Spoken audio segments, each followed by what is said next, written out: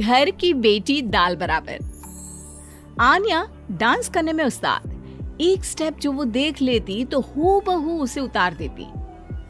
अरे आन्या बेटा, मेरी बेटी को भी डांस सिखा देना, उसका एनुअल प्रोग्राम है। हाँ आंटी, क्यों नहीं, अब कल शाम उसको भेज देना, मैं सिखा दूंगी। हाँ हाँ, नचनिया ही बन, आस पड़ोस के लोग तुझे इस्तेमाल कर रहे हैं। माँ, इस्तेमाल मेरा नहीं कला का हो रहा है। नाचना एक कला है, कला। आन्या हर बात में अच्छी थी, फिर चाहे वो अच्छा व्यवहार हो या फिर लोगों की मदद करना, वो हमेशा खुद के शौक को पूरा करने के लिए व्यस्त रहती। लेकिन घर वालों को तो उसका ये काम सिर्फ समय की बर्बादी लगता है। कहाँ है आन्या? उसको बोलो कि आज शाम को खाना वही बनाएगी। सपना देख लो कि तुम्हारी बेटी घर का खाना बनाएगी। अरे आसपास के लोगों का काम करने से उसे फुर्सत मिले तब तो कहीं जाकर वो हमारे घर का काम करेगी ना। देखो ना, इकलौती बेटी, ऊपर से गैर जिम्मेदार, अब करे तो क्या करे। तभी पड़ोस की पिंकी आ जाती है। अंकल आंटी, आन्या दीदी कहाँ है? वो क्या है ना, मेरा क्लास वर्क है, वो मुझे समझ में नहीं आ रहा, तो मम्मी ने कहा कि आन्या दीदी से पूछ लो। हाँ हाँ, क्यों नहीं, खुद का तो कोई काम है ही नहीं उसे। जाओ जाओ, सीढ़ी से ऊपर चली जाओ, वही कमरे में है आन्या। एक रोज शहर में डांस कंपटीशन वाले लोग आते हैं, जहां आन्या का डांस सबको पसंद आता है। क्या बात है, छोटे से शहर में इतना टैलेंट? बेटा कौन सिखाता है आपको? कोई नहीं सर, वो क्या है ना, मैं टीवी देखकर सीख जाती हूँ। अरे वाह, और आपके मम्मी पापा कहाँ हैं? वो नहीं आए? नहीं, वो लोग नहीं आए हैं। आन्या कंपटीशन जीत जाती है और घर में टीवी वाले आन्या का इंटरव्यू लेने आते हैं। अरे क्या है, कहाँ घुसे जा रहे हो, क्या हो गया? आप आन्या की माँ है ना? वो क्या है ना, आपकी बेटी ने डांस का कंपटीशन जीता है, हमारे शहर के लिए ये गर्व की बात है, तो हम लोग उनका इंटरव्यू लेने आए हैं। ओहो, बड़ा तीर मारा हो जैसे। अरे उसे आता ही क्या है डांस के सिवा, कुछ और करती तो शायद गर्व होता। तभी वहां आन्या आ जाती है और पत्रकारों को इंटरव्यू देती है। उसी रोज पिता के ऑफिस में। देखो तो आजकल के बच्चे कितने स्मार्ट हैं, धन्य है ऐसे बच्चों के माता पिता को। और किस्मत वाले होते हैं ऐसे माता पिता, वरना मेरी बेटी तो किसी काम की नहीं, सारा दिन बस नाच गाने में ही दिमाग लगाती रहती है। अरे वो बच्ची हमारे शहर की ही है, कितना नाम कमा रही है डांस में, हम तो उसकी बात कर रहे हैं। अच्छा, कोई डांस में भी नाम कमा सकता है? अरे दे देना भाई पेपर की कटिंग, दिखाऊंगा आन्या को भी मैं। क्या नाम बताया? आन्या? यही तो नाम है मेरी बेटी का, आन्या शर्मा। बड़े उम्मीद से रखा था कि कुछ अच्छा नाम कमाएगी, लेकिन नहीं, आजकल के बच्चों को माँ पापा की इमोशन की कदर है क्या? अरे ये देखिए, इस बच्ची का नाम भी आन्या शर्मा ही है, जो पूरे शहर का नाम रोशन कर रही है। पिता अखबार देखते हैं तो सामने बेटी की ही फोटो रहती है।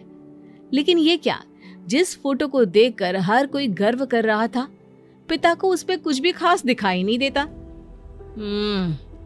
हमारी ही औलाद है ये, पता नहीं कब कहाँ जाकर नाम लिखवाती है, मुझे तो पता भी नहीं है। अरे शर्मा जी, जरा मिलवा दीजिए ना अपनी बच्ची से, मैं अपनी बेटी को भी ऐसा ही बनाना चाहती हूँ। मेरी बेटी को कुछ टिप्स दे देगी करियर को लेकर। अच्छा, ये दिन आ गया आपकी बेटी के, ले आइए कभी भी, लेकिन बाद में अफसोस ना करिएगा। सभी को आन्या के पिता की बात पर हैरानी होती है कि इतनी टैलेंटेड लड़की के माता पिता आखिर उससे चाहते क्या है। पिता घर आते हैं और माँ से कहते हैं, पता है तुम्हारी लड़की क्या कर रही है, या फिर ऐसे ही व्यस्त रहोगी हमेशा? अरे पता है मुझे, पर आपको कैसे पता चला? अरे कुछ पत्रकार आए थे, पता नहीं कहाँ कौन सा कंपटीशन जीत कर आई है। नजर रखा करो उस पर। तभी वहाँ पड़ोसन आ जाती है, जो पति पत्नी दोनों ही डॉक्टर होते हैं। नमस्ते भाभी, बधाई हो आपको आन्या की कामयाबी की। भाई भगवान बेटी दे तो ऐसी, कहाँ है वो? सच में आपको ऐसा लगता है कि भगवान ऐसी बेटी दे? तो ले जाइए ना अपने साथ, रखिए 2-4 दिन, खुद ही पता चल जाएगा। और नहीं तो क्या, सारा दिन करती क्या है, कहाँ रहती है, हमें तो कुछ पता नहीं होता। ना बताती है ना पूछती है। खैर देखिए, वो वक्त अब गया जब माता पिता बनकर बच्चों की परवरिश की जाती थी।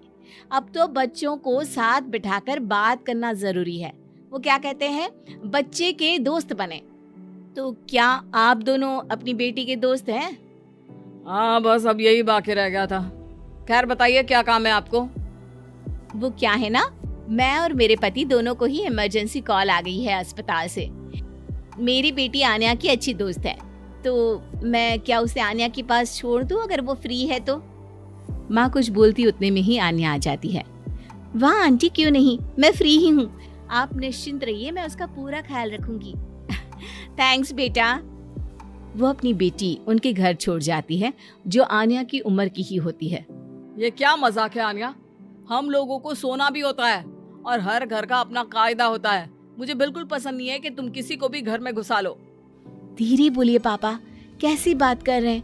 अंकल आंटी डॉक्टर है, पता है ना डॉक्टर का फर्ज क्या होता है।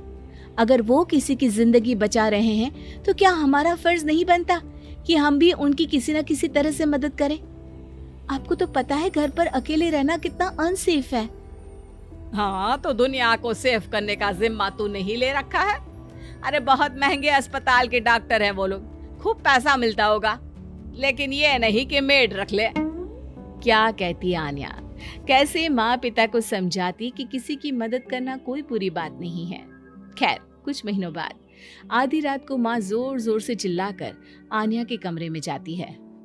बेटा, बेटा आन्या, पापा के सीने में दर्द हो रहा है, बेटा कुछ कर। हाँ माँ, मैं डॉक्टर को फोन करती हूँ। आन्या डॉक्टर को फोन करती है, लेकिन माँ डॉक्टर को तो आने में काफी वक्त लग जाएगा। मैं पिंकी के पापा को बुला लाऊं? अरे वो नहीं आएंगे बेटा, वो लोग बहुत बड़े डॉक्टर हैं और हम लोगों के पास इतने पैसे भी नहीं है।